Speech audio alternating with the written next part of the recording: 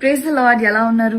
మీ అందరితో ఇలా మాట్లాడటం చాలా సంతోషంగా ఉంది. కొన్ని సంవత్సరాలు భయంకరమైన డిప్రెషన్ గుండా ప్రయాణించిన నేను మీకు చెప్పగలిగేది ఏంటంటే, మన ఫిజికల్ ఛాలెంజెస్ కన్నా మన మనసులో జరిగే యుద్ధాలు గెలవడం అనేది చాలా కష్టం. ఎందుకంటే మానసిక పోరాటాల్లో ఎంత మంది మనకి ప్రయత్నం చేస్తా ఉన్నా మన మనసు యాక్సెప్ట్ చేసే స్టేజ్ లో ఉండదు. బయటికి పూర్తిగా చెప్పలేక, లోపలున్న యుద్ధాలను జయించలేక భయంకరంగా నలిగిపోతున్నారో ఈ రోజు కొంతమంది యవ్వనస్తులు. ఈ లాంగ్ టర్మ్ ప్రాబ్లమ్స్ ఏవైతే ఉన్నాయో, డిప్రెషన్, యాంగ్జైటీ, లోన్లీనెస్ అనే వాటి నుండి కంప్లీట్ గా బయటకు రావాలంటే ఖచ్చితంగా ప్రతి మానసిక యుద్ధాన్ని గెలిచి తీరాలి.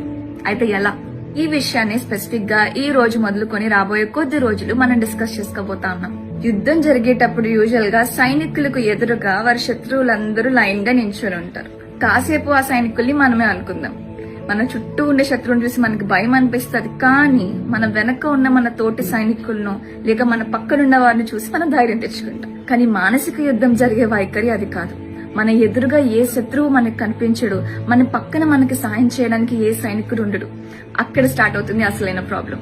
అసలు నా అంతటి నేను ఒక్కడినే లేక ఒక్కదాన్నే ఈ యుద్ధాన్ని జయించగలనా అనే భయంతో స్టార్ట్ అవుతుంది ఆ యుద్ధం. కొంతమంది నాకు చేసే మెసేజ్లు చూస్తే చాలా బాధ అనిపిస్తుంది.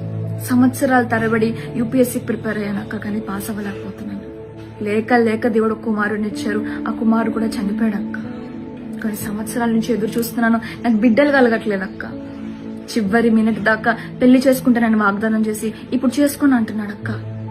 నేను మనస్సు పూర్తిగా నవ్వి కొన్ని సంవత్సరాలు అవుతుందక్క అని విపరీతమైన వేదన, బాధతో నాకు మెసేజ్లు చేసి యవ్వనస్తులున్నారు.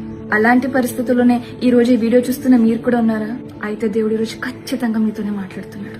జక్కయ్య యేసుప్రభు వారిని చూడడానికి ఎంతో ఆశతో మేడి చెట్టెక్కి కూర్చుంటాడు కదా. మార్గం గుండా ఆయన వెళ్లేటప్పుడు నోరెప్పి యేసుప్రభు వారిని పిలవడు. అయినప్పటికీ దేవుడు జక్కయ్యని చూసి తన్ని కిందకు పిలిచి నీ ఇంట నేనుందు అని ఒక వాగ్దానం చేస్తాడు కదా. మన దేవునికి ఎబినేసరి అని పేరు. మీరు ఎవ్వరికి వినపడకుండా తలుపులేసుకుని గట్టిగా ఏడ్చినప్పుడు, రాత్రందరూ పడుకుని పోయిన తర్వాత మీ కన్నీటితో మీ తలగడ్డ తడిపేసినప్పుడు, మీ సౌండ్ బయటికి రాకుండా మీ వాటర్ ట్యాప్ నిప్పి బాత్రూమ్ లో వెక్కి వెక్కి ఏడ్చినప్పుడు ఆయన మిమ్మల్ని చూశాడమ్మా. హి సా యు. ఏ దేవుడైతే జక్కయ్యకు నీ ఇంట నేనుందు అని వాగ్దానం చేశాడో అదే దేవుడు ఈ రోజు నువ్వు నా యుద్ధ భూమిలో నేను ఒక్కడినే ఉన్నాను, నేను ఒక్కదానే ఉన్నాను అని భయపడుతున్న నీకు, హలో నీకే చెప్పమంటున్నాడు. ఆయన నీ పక్కనే ఉన్నాడు, నీ చేయి పట్టుకొని నించున్నాడు. ఇంకా భయపడతావా? ఇంకా ఏడుస్తావా? సో నిబ్బరం కలిగి ధైర్యం కొండము, దిగులు పడుకుము, అస్సలు జడియకుము. May God bless you. Praise the Lord. ఎలా ఉన్నారు? మీ అందరితో